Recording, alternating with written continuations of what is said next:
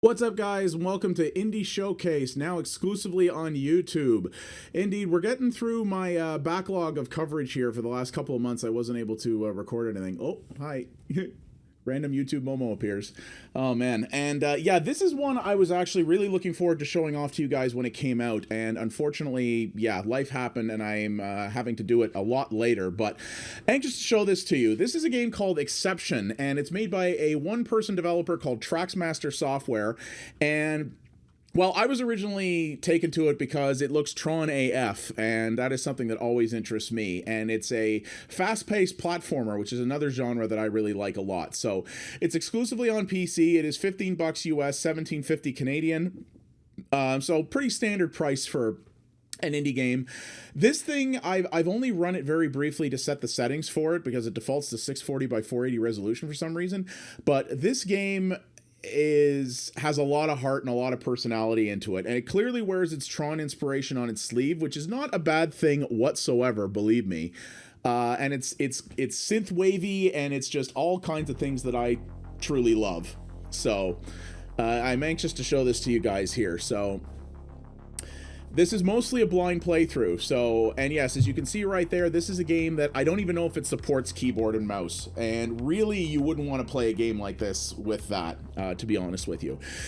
There is a story that's told through this really cool comic book thing. I'm not going to go through it here, but basically the idea is you're like the characters from Tron, and that you are worker threads inside of a computer, and it's a grandmother's computer that gets infected with malware. It's pretty funny, and as someone who works in IT and who deals with that kind of thing a lot, yeah, it's kind of cool. So yeah, so you can do that.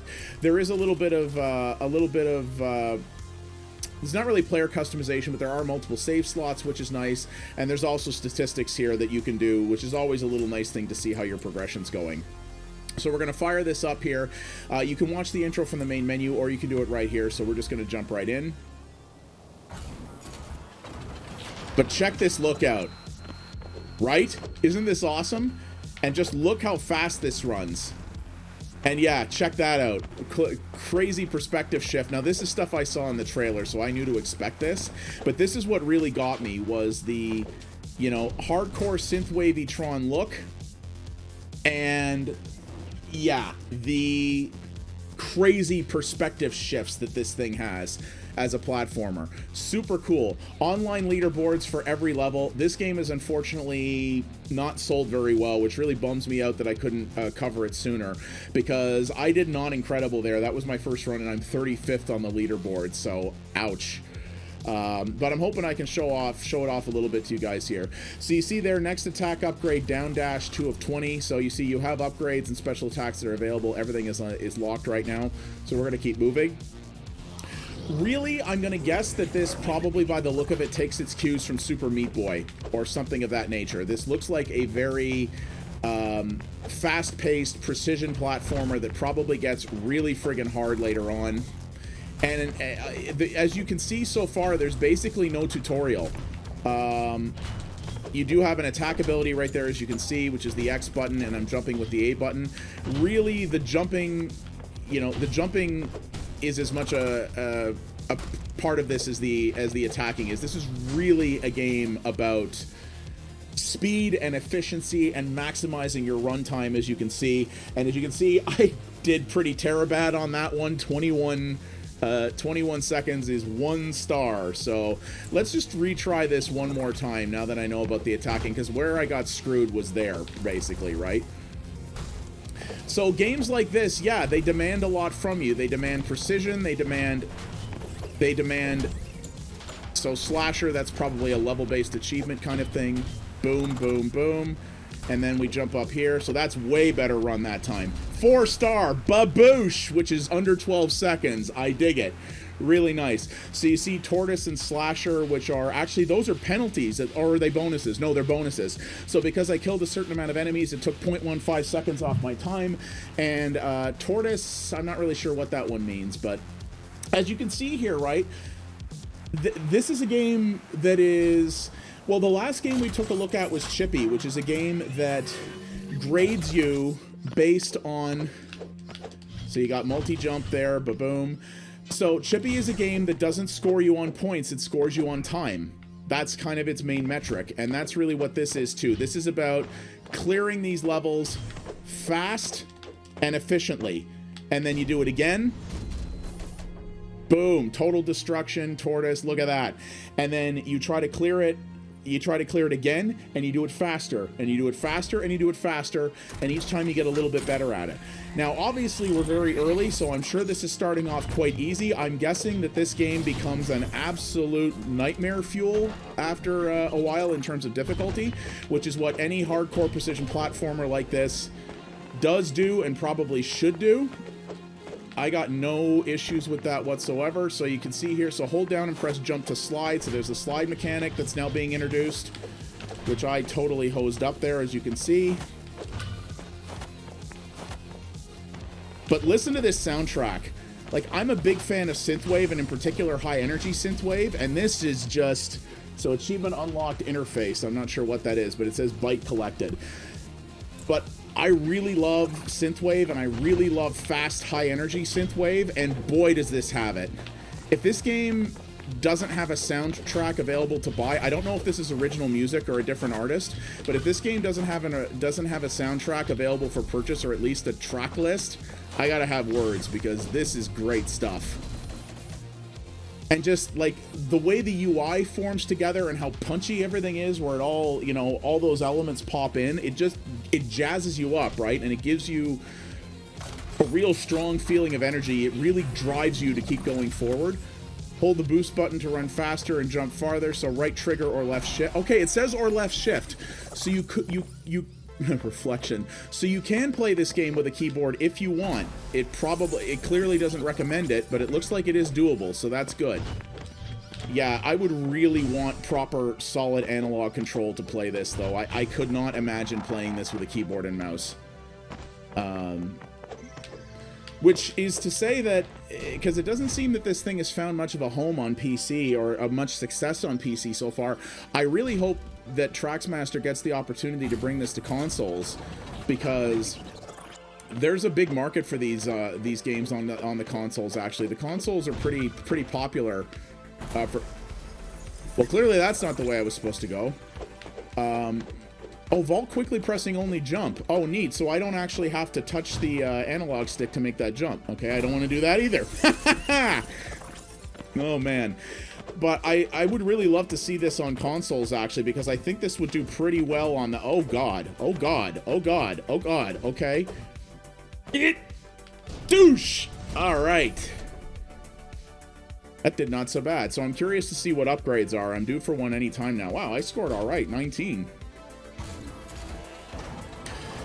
Yeah, this would be great on any of the consoles. You know, I say... for literally any indie game, oh, this would be so good on the Switch, but hate to say it, it would be. You know, the Switch has proper analog control built in, and this is a great look that the Switch could easily handle. I would not mind seeing this on, well, any of the consoles. Hopefully the, oh, look at that. And that's just like the bandages in Super Meat Boy, or the fruit in Celeste. New attack, down dash, level up, in air, hold down. Okay. Down dash. Very cool. And yeah, okay, so so the attacks are permanent and you always have them, but if you pick up bites, which are the little additional things that I collected, look at this. We can actually increase the ability. Getting a lot of achievements out of this too, so that is very, very cool. So there's a lot to this, as you can see, right? But yeah, I would really love to see this game come to the consoles. I hope it can, and I hope maybe he can leverage... Okay, so you don't get to keep those between lives. That doesn't surprise me, I suppose. Oh, okay, I survived that. Hold up.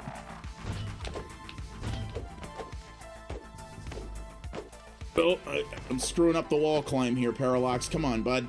All right. Well, that sucked. Oh, man.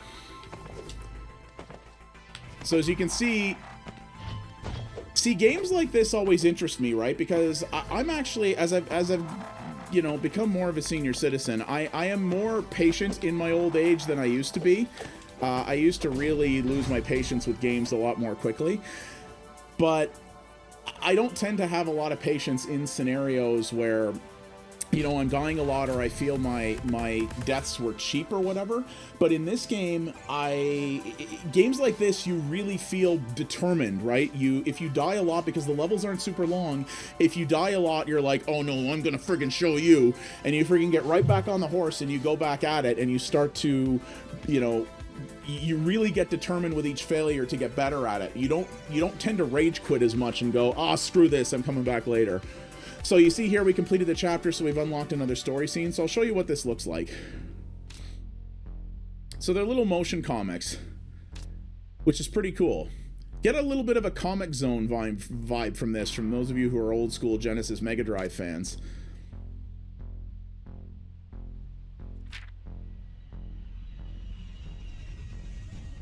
There are many threads in a modern computer.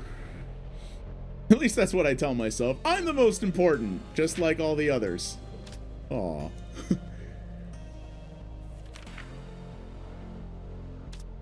But he actually wrote a story for this, which I think is so cool.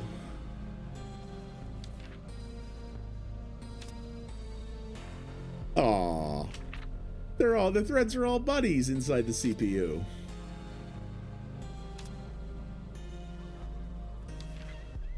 See, the story is punchy, and yet it has, in very few words, it has a lot of weight to it, and a lot of, like, this is not a threadbare, like, uninteresting story, yet it's told with a lot of brevity, which is very cool. It actually has a little bit of a point, you know?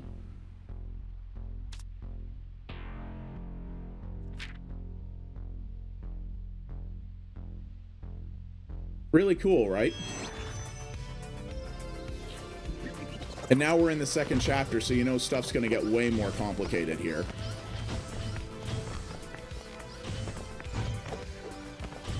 And we're gonna go through there, and then now, and you see, this is what's cool, is I'm not changing the level, right? When I hit one of those green balls, it's just shifting the perspective of the level.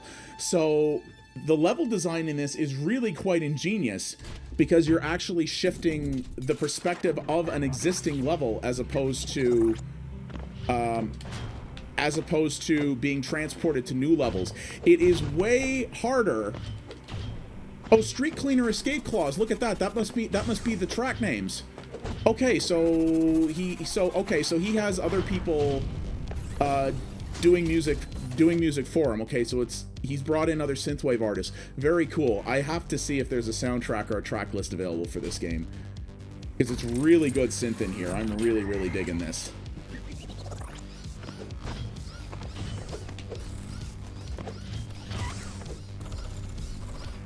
But you see, this is what I love about it, is it's altering the perspective of the existing level. It is way easier to design multiple discrete levels that you're going through and to teleport you between those, as opposed to have a whole pile of singular levels where you are altering the perspective within it. And it really shows this person's talent as a platform level designer, honestly. I think it's pretty damn impressive. Now, the thing that I wonder is, that I haven't tested so far, is can you actually die in this game? Okay, you can. See, what I was wondering is, can you actually die from the enemies, or do they just slow you down? Because obviously when your point in this game is time, I was wondering, you know, is there actually a failure state, or is it just a situation where you can get killed? Wow, I did really well on that one. Sweet. So, yeah. There's a lot to this, and like, I'm doing not so bad so far, but no doubt in my mind this is going to get freaking brutal later on. But look how fast it is, right? Like, you never have a dull moment in this thing. And look, I kind of almost did like a rocket jump there by jumping off that enemy. And I still got 4 stars. Check it. Boom! And there we go. New attack, sword throw. So really, guys, you're getting the core of this thing, I think. And oh, and I did get another bite. I don't remember that. Sword throw. Oh man, I think I'm gonna go for distance on that one. Yeah, this game is really cool, and honestly, it was real. I can tell in just this short amount of time that I really like this, and I'm probably gonna play a lot of it. Maybe even try to finish it.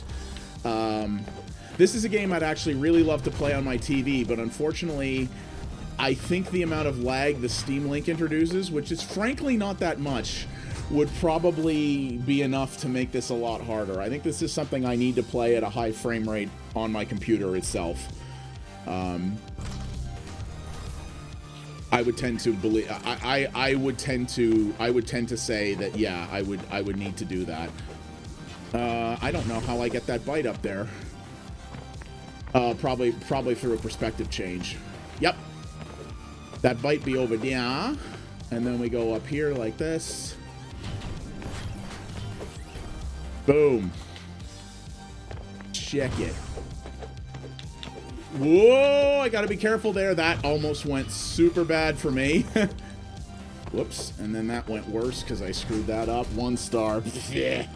Whatevs.